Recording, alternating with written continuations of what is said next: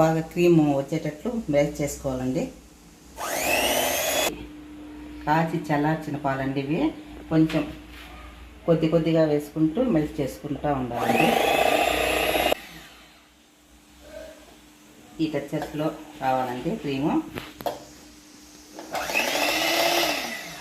ఒక 5 నిమిషాలు పడుతుందండి ఇలా క్రీమ్ చేయాలంటే.